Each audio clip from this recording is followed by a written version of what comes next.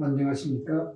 김성구입니다. 오늘은 무엇이 불교인가 그리고 무엇이 불교가 아닌가에 대한 시리즈 강의 제2부 가운데 네 번째 강의를 시작하겠습니다. 강의 제목은 인도 철학의 시대적 구분으로서 간단히 말씀드리면 인도 철학이 시간에 따라서 어떻게 되어 왔고 또 불교와 어떤 관계가 있는지를 살펴보는 것입니다. 물론 인도 철학이라고 하면 인도 대륙에서 전개된 철학 또는 사상을 가리키는 곳인데, 지난 시간에 제가 말씀드린 바대로 기원전 1500년경에 인도와 대륙 서북부 지방에 들어온 아리아인들은 인도스 문명을 건설한 원주민들을 제압하고 정착하면서 자신들의 독특한 문화인 베다 문화를 이룩하였습니다. 아리아인들이 인도 사상의 주인공이고 베다가 인도 사상의 핵심이지만 아리아인들이 들어오기 훨씬 전에 이룩된 인도스 문명도 인도 사상과 밀접한 관계가 있다는 건 제가 말씀드렸죠. 잠깐 요약하면은 오늘날 인도나 네팔 등지에서 볼 수 있는 성기 숭배, 나무 숭배, 뱀 숭배, 소 숭배 등의 숭배 의식과 힌두교 삼신 중 하나인 쉬바의 신상, 또 요가 수행자의 자세를 취하고 있는 인물이상, 또 신성한 목욕 등 인도스 문명의 출토품들은 아리아인들이 들어오기 전에 인도 원주민들의 신앙을 나타내고 있습니다. 불교가 탄생한 후 이와 같은 토착 신앙이 바라문교에 흡수되면서 힌두교가 탄생하게 됩니다. 인도 철학의 시대적 구분은 그 목적에 따라 여러 가지로 구분할 수 있는데, 베다가 등장한 시기부터 베다를 존중하는 인도의 정통 사상이 완전한 모습을 갖춘 8세기까지를 고려한다면 다음과 같은 6단계가 나올 수 있습니다. 첫 번째가 베다 시대, 그러니까 기원전 1500년부터 기원전 1000년까지를. 여기 BC, 참고로 말씀드리면 BC라는 것은 우리가 보통 말하는 BCE하고 다릅니다. CE가 Common Era라는 뜻입니다. 그러니까 공통기원이라는 뜻에서 Before Common Era. BC하고 AD를 쓰게 되면 기독교에 치우친 분류가 되기 때문에 종교학에서는 BC와 AD 대신에 BCE와 CE를 쓰게 됩니다. 그래서 기원전 1500년부터 1000년까지 사이를 베다 문헌이 성립된 시기를 베다 시대라고 합니다. 그 다음에 바라문교 시대라고 하는 것은 후기 베다 시기라고도 할 수 있는데, 이 베다의 문헌들에 대한 주석서들이 만들어지고 또 리그베다의 종교 철학 사상이 더 깊고 넓게 조직된 체계화된 시기를 말합니다. 그 다음에 비바라문교 시대라고 부르는 수가 있는데, 그거를 대개 기원전 6세기경을 말하는데 불교가 탄생한 시기와 비슷하죠. 소위 사문들이라 불러서 자기들의 독자들의 사상을 전개한 종교인이나 철학자들이 나타난 시기가 바로 비바라문교 시대였습니다. 그다음 불교 흥룡 시대라 그러면 부파 불교가 크게 흥기한 아쇼카왕 시대부터 용수보살이 활약한 3세기까지가 불교 전성기라는데 대개 500년 정도가 되겠습니다. 그럼 힌두교 시대는 대체로 쿠르타 왕조가 성립하면서 힌두교를 뒷받침해주고 또 그동안에 사문들의 철학에 의해서 밀리던 바라문교의 철학을 재정립하면서 새로운 종교로 탄생하게 됩니다. 그게 힌두교 시대라고 해서 대개 기원 후 320년을 힌두교의 기점으로 삼습니다. 그 다음에 인도 사상의 확립 시대라고 하면은 기원 후 4세기부터 6세기로서 육파 철학이 확립된 시기입니다. 베다 시대라는 건 뭐냐면 산스크리트어로서 베다라는 것은 종교적 지식이나 성스러운 지식 또는 지혜를 뜻하는 말로서 넓은 의미로는 어떤 특정한 책에 대한 명칭이 아니라 고대 인도를 기원으로 하는 신화적, 종교적, 철학적 성자이자 문헌들을 통틀어 가리키는 말입니다. 좁은 의미로서는 쌍이타라고 부르는 어떤 창가로 이루어진 핵심 부분을 베다라고 부르긴 합니다. 베다 시대는 보통 둘로 나누는데, 처음에 말씀드린 대로 기원전 1500년부터 1000년까지 리그베다를 비롯한 베다 문헌이 성립된 시기를 전기 배다 시대랍니다. 리그 배다는 제가 잠깐 한두 구절을 나중에 소개해 주겠습니다만, 신에 대한 창조라든가 우주 창조에 대한 얘기입니다. 후기 베다 시대는 브라흐마나와 우파니사드와 같은 베다서들에 대한 주석서들이 만들어지고 리그 베다의 종교 철학 사상이 더 깊고 넓게 조직되고 체계화된 시기를 말합니다. 그리고 유명한 우파니샤드죠. 그래서 후기 베다 시대를 우파니샤드 시대라고도 합니다. 이 베다에 어떻게 존중하느냐에 따라서 인도 철학은 또 두 개로 나눠질 텐데, 일단 인도인들은 이 베다 문헌들이 인간이 손으로 쓴 것이 아니라 신이, 우리가 소위 성스러운 신선이라고 부르는 리시를 통해 계시한 것을 믿고 있습니다. 그래서 스승으로부터 전해져 가지고 기억된 것과 구별해 가지고 이 문헌들을 신으로부터 들려진 것이라는 뜻에서 슈르티라고 부릅니다. 그러니까 인도 종교와 철학은 이 베다의 거리를 인정하는가 아닌가에 따라서 두 가지를 나눕니다. 인도 철학에서 아스티카라 그러면 인도 철학의 정통파라는 뜻이고, 이 사람들은 베다의 권위를 인정하는 사람들입니다. 그러니까 비정통파를 나스티카라고 부르는데, 이제 불교와 자이나교 등이 여기에 속하게 됩니다.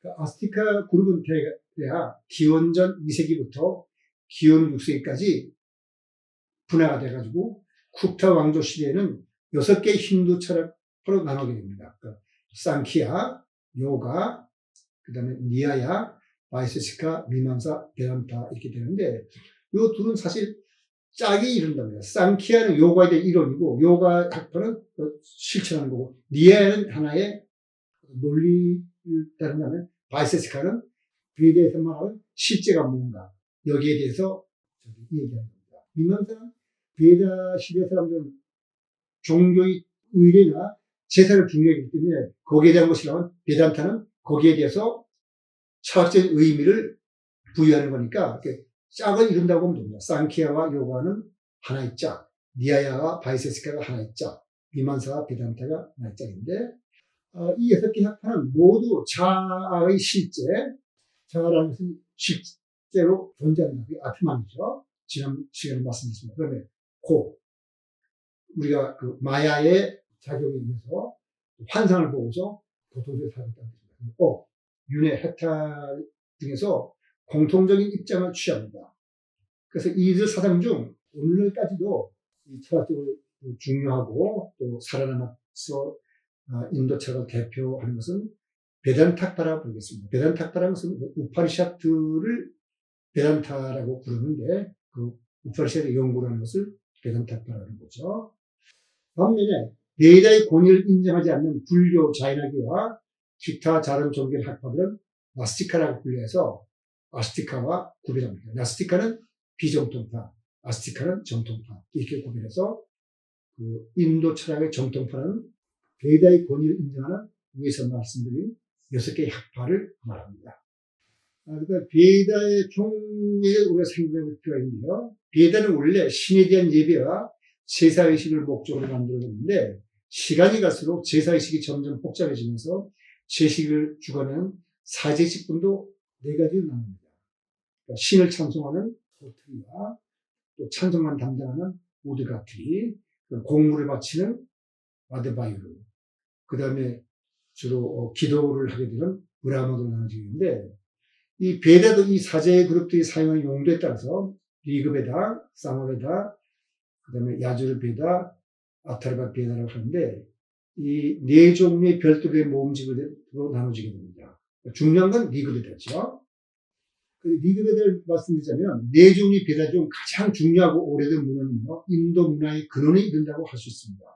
초기 아리아의 사회의 양상을 전해주는 귀중한 자료이기도 하는데, 전부 다 10권 1028편의 시구로 되어 있으며 자연신 숭배와 또 거기에 대한 찬미가를 중심으로 혼인, 장래, 인생 및 천지 창조에 관한 노래 등 호틀이라고 부르는 주사제가 부른 노래를 모아놓은 겁니다.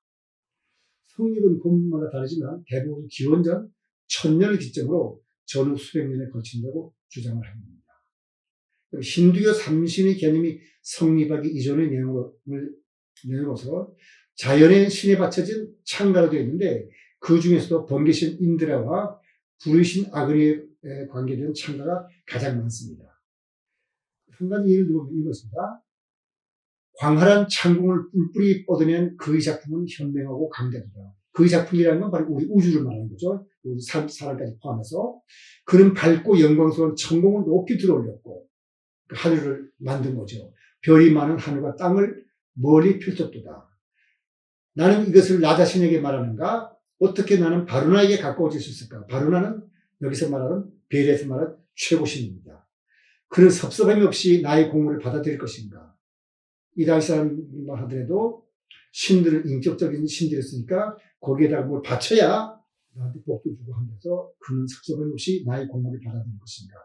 나는 언제 고요한 마음으로 그가 진정된 모습을 보게 될 것인가? 오 바루나요, 나의 죄를 알고 싶어 묻고 있어. 나는 현자에게 가서 묻는다. 현자들은 모두가 똑같이 말합니다. 바루나는 그대에게 진나고 있는 이라고. 그런데 사마베다는 딴 게 아니고 순수하게 제사의 의식이 가는 모음이고 일찍한 노래가는 우드가트리라고 부르는 찬송담자의 사제가 노래를 모아놓은 겁니다. 그러니까 가사와 운율도 전해고 있어서 인도 음악사에서 중요한 의미를 갖고 있습니다. 아주르베다는 제사 의식을 할 때 공물을 바치는 일을 하는 아드바이루가 부르는 사제가 낭송하는데 공물과 희생제에 관한 규정과 여기에 필요한 기도를 모아놓은 겁니다. 인도의 고대 제례의식의 문헌으로 중요한 의미를 지닌 거죠. 그다음에 아타르바 베다는 죄악을 없애고 복이나 이익을 불러주는 주술과 주문과 관련된 내용을 담고 있는데 제사의식 모두를 관장하는 기도승의 소관입니다. 이 베다가 한동안 베다라에서의 권위가 인정되지 않았었는데 당시 흡수 과정에 있던 톡차 원주민들의 새로운 신과 악기들을 고려한 아리아인들의 타입정신이 뚜렷하게 나타납니다. 다시 말해서 이제 그 베다 문화를 이루고 있던 이 아리아인들이 톡차 원주민들로서 인더스 문명을 건설했던 사람들의 신앙을 받아들이면서 이제 힌두교를 발전하게 되는 단계여서 이제 아타르바 베다라는 것이 생겨난 것이죠. 이 베다는 오랜 세월을 두고 형성된 결과 자연히 그 안에 시대의 흐름을 나타내는 여러 가지 문헌이 누적되게 됩니다. 따라서 앞으로의 베다는 몇 가지 구분을 나누는데 하나가 쌍히타라고 해가지고 쌍히타는 베다의 주요 부분으로서 신들에 대한 창가, 기도의 만트라를 모아놓은 운문으로서 유의의 베다를 가르칩니다. 이거 어떻게 전해지냐면 계속 누가 읊으면 그걸 듣고 또 읊고 이렇게 하는데 읊는 것을 잘못 듣고 잘못 들까봐 그걸 막는 장치가 잘 돼 있어가지고 오히려 사람이 손으로 기록한 것보다 더 정확하게 계속해서 입에서 입으로 전해져 내려오게 그렇게 구성이 되어 있습니다. 브라흐마나는 쌍히타에 부속되는 제사의작과 희생제사의 지침서입니다. 아란약가는 제사의식의 비밀스러운 내용이나 신비스러운 교회에 대한 설명서라서 희생제의를 설명하면서 가끔 철학적인 사유에 관한 내용도 있습니다. 희생제의라는 것은 이 사람 유목민들이니까 뭐 짐승을 죽여서 신에게 바치는 거예요. 그 공의제라는 그런 건데 우파리샤트는 뭐냐면 깊은 철학서로서 베다의 마지막 부분이었대서 베단타라고도 합니다. 그러니까 우주와 자아의 원리를 설명하고 있습니다. 이 베다에 대해서는 사람들이 여러 가지 평을 하고 있는데 대개 종교학자들은 굉장히 중요하게 평합니다. 독일의 인도 철학자 파월 도이센과 영국 인도 철학자 모니어 윌리엄 같은 사람은 리그베다에 대해서 이렇게 평합니다. 파월 도이센은 리그베다를 알지 못하는 사람들은 종교 얘기를 할 수 없다. 그러니까 리그베다에 담겨있는 종교사상이야말로 종교의 진술을 보여준다 이런 뜻이겠죠. 근데 모니어 윌리엄은 인도 사람은 스피노자보다도 2000년 전에 이미 스피노자였다. 그 스피노자는 인간의 이성과 신을 하나로 본 사람인데 굉장히 그 서양 철학사에서 어떤 중요한 역할을 해서 아인슈타인 같은 사람도 스피노자의 신이라면 믿겠다고 말하는 사람이 있지만 그 모니어 윌리엄이 보기에는 이미 인도 사람은 스피노자보다도 2000년 전에 스피노자 같은 말을 했다. 이렇게 말하는 거죠. 그리고 쇼펜하우어는 우파니샤트를 통해서 이렇게 말했습니다.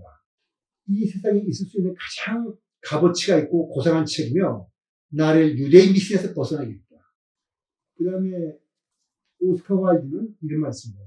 이 세상 모든 책을 다 불태우고 딱 한 권만 남게 한다면 우파니샤트만 남게 된다. 이렇게 말해서 우파니샤트 사상을 굉장히 깊이 있는 사상으로 평가했죠. 그러니까 베다가 인간의 영성과 신의 신성을 잘 나타낸 데라서 이런 평을 하는 사람도 있지만 불교는 베다의 권위를 정면에서 부정합니다. 자인하게도 부정하죠.